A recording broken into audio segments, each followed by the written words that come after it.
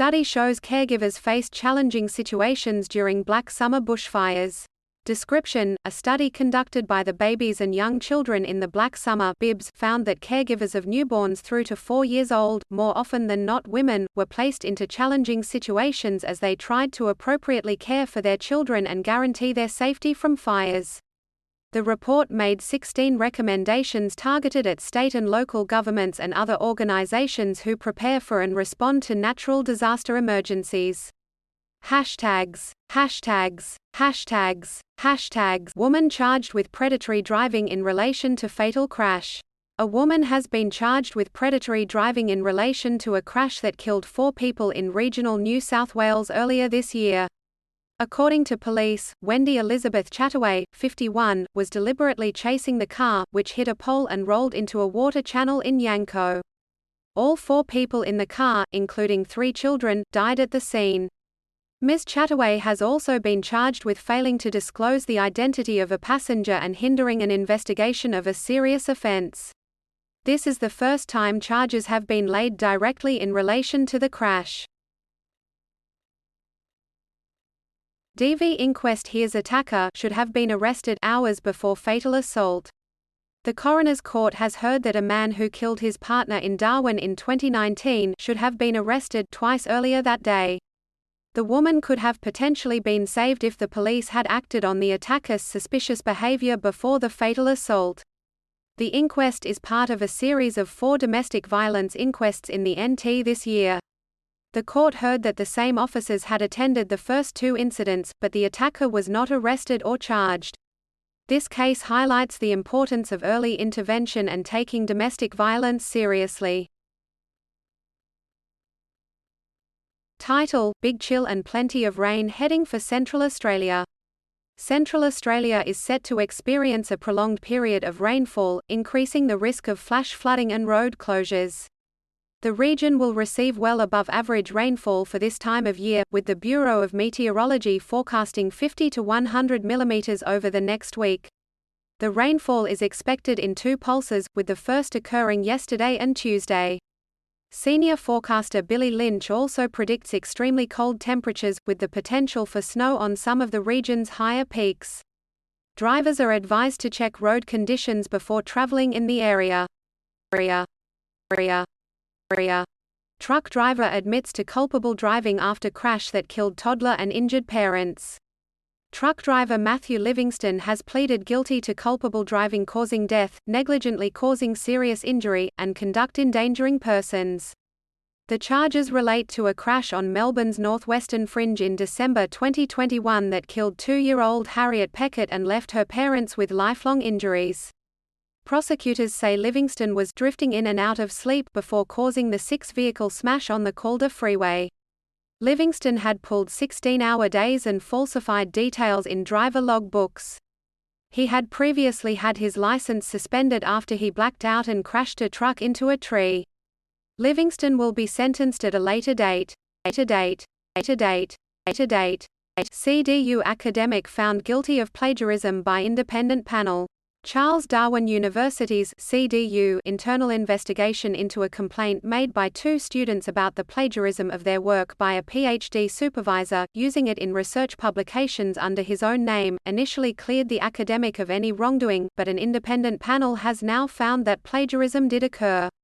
CDU Vice-Chancellor Scott Bowman has since apologized to the students for the long delays, the administrative errors, and for the distress this has caused. The panel has made several recommendations, including that the findings of the investigation should be released publicly. One of the students has since completed their PhD and the other is still studying at CDU.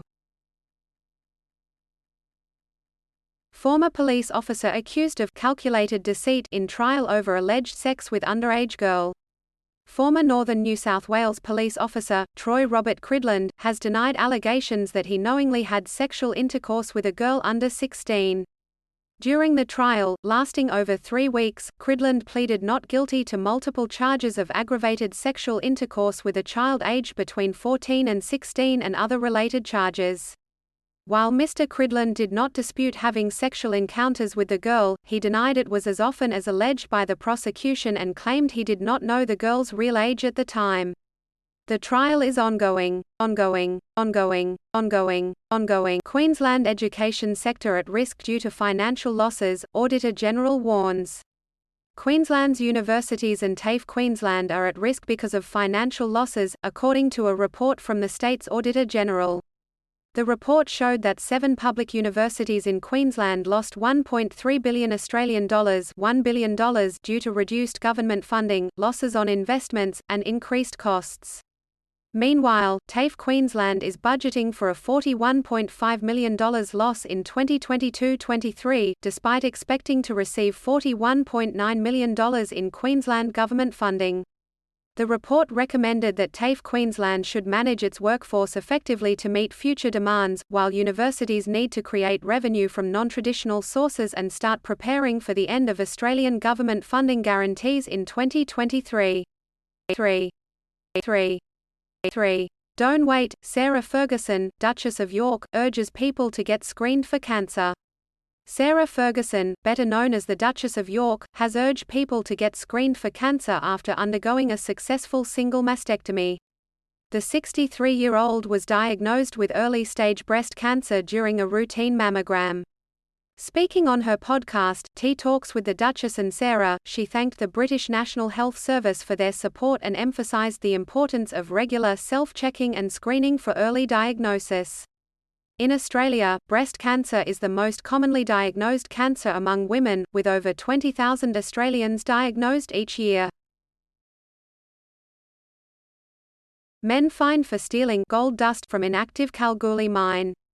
4 men who attempted to steal gold dust from an inactive mine site in Kalgoorlie, Western Australia, have been fined $1,000 each. Aaron Janus Morgan, Nils Boomsma, Martin John Scott, and Robert Allen Edwards pleaded guilty to trespassing and stealing offences. The men entered the Northern Star Resources Jubilee Mill site carrying tools and backpacks, where they stole gold dust from an ore tumbler and were caught on CCTV. Edwards' lawyer, Ashley Watson, described the attempt as unsophisticated, while Pamela Oram, Legal Aid WA lawyer, called it a stupid idea. The stolen ore was returned to Northern Star Resources. 4 men injured in gas explosion at Bundaberg Brewing Company. 4 contractors were injured in a gas explosion while welding pipe work at Bundaberg Brewed Drinks' new premises in Thababan. The explosion happened in the boiler room, and the men suffered facial burns. The facility is not yet operational, and production lines have yet to be commissioned.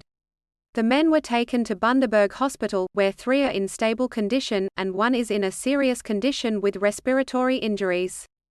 WorkSafe Queensland is investigating the incident, and the premises remain a crime scene.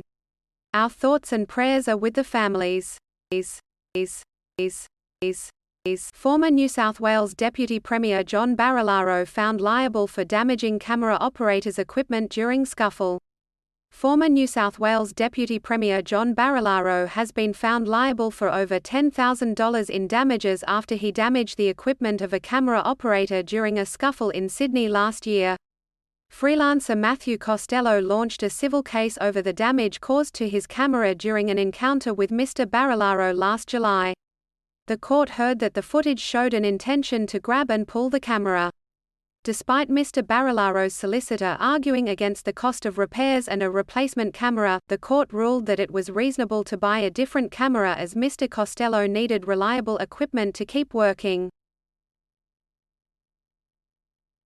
Wind farm noise no worse than traffic, study by sleep researchers finds. A study by sleep researchers at Flinders University has found that noise generated by wind farms is no more disruptive to sleep than traffic noise. The study, which took 5 years, involved 68 participants and more than 460 sleep study nights. Short exposure to wind farm and road traffic noise triggered a small increase in people waking that could fragment their sleep patterns. However, the study showed that wind farm noise was no more disruptive than road traffic. Chief investigator Peter Catcheside said that at realistic levels, these effects were quite small. ACT government to take over Calvary Run Hospice Clare Holland House. Canberra's only inpatient end-of-life hospice, Clare Holland House, will transition to ACT government control along with the Calvary Public Hospital in Bruce next month. The Calvary Healthcare-run Clare Holland House will transition to ACT government control along with the public hospital in Canberra's north. The move to take over operations at Clare Holland House comes a month after the ACT government announced it would acquire the land and assets of the Catholic-run Calvary Public Hospital, promising to build and run a new $1 billion hospital on the existing site in Canberra's north. Leaders pled for avoidable weekly deaths to be stopped in Torres Strait hospitals. Leaders in Queensland's Torres Strait Islands are urging for an independent review into avoidable deaths in hospitals. The leaders wrote a letter to Premier Anastasia Palaszczuk highlighting their concerns, including that at least 3 avoidable deaths occurred each week. They are also calling for culturally safe frontline services to be reinstated to prevent essential services from being withdrawn. The community leaders say the process needs to be transparent and that Torres Strait Islander medical experts and grassroots community members need to be involved in the review. Health Minister Shannon Fentiman has asked her department to review health outcomes for Indigenous people. Russian defector reveals majority of Kremlin members unhappy about war with Ukraine. A former Russian diplomat, Boris Bondarev, who defected from his position at the United Nations in 2022, has revealed that most people inside the Kremlin do not support the war against Ukraine. In an interview with ABC 7.30, Bondarev stated that there is a majority of people in the Kremlin who are unhappy about the war. He also condemned the war as aggressive and labeled Russia a fascist state. Bondarev further revealed that Putin's grip on power has been significantly damaged by the aborted uprising at the weekend, conducted by mercenary leader Yevgeny Prigozhin. The Wagner revolt gave Russian opposition figures in exile some hope that the goal of a post-Putin Russia might be more achievable now than previously thought. EU foreign ministers: Moscow's war in Ukraine is undermining Russia's military power. European Union foreign ministers have said that the recent mutiny by Wagner Group in Russia shows that Moscow's war in Ukraine is causing fragilities and cracking in the nation's political and military power. The ministers emphasized their support for Kyiv while stressing that the mutiny is an internal matter with no outside involvement. However, they also warned that the mutiny has implications far beyond Russia's borders and would be dangerous for Europe if the country was to be shattered. The foreign ministers pointed out that Putin is paying the price for creating a monster with Wagner mercenary group. Pakistan Army officers sacked over violence by Imran Khan's supporters. Pakistan's army has sacked 3 senior officers, including a lieutenant general, for failing to avert violent clashes that erupted across the country last month in response to former Prime Minister Imran Khan's arrest. Major General Ahmad Sharif Chowdhury said at least 102 people are being tried in military courts in relation to the violence. Mr. Chowdhury declined to name the senior officers who had been fired.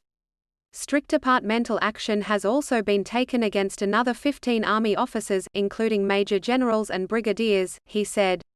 He said the punishments had been awarded after 2 separate Army inquiries were completed into the May 9 violence. Thousands of Khan's supporters had rampaged through scores of military installations and vandalized them, including an air base, several cantonments, the house of a general and the army's headquarters.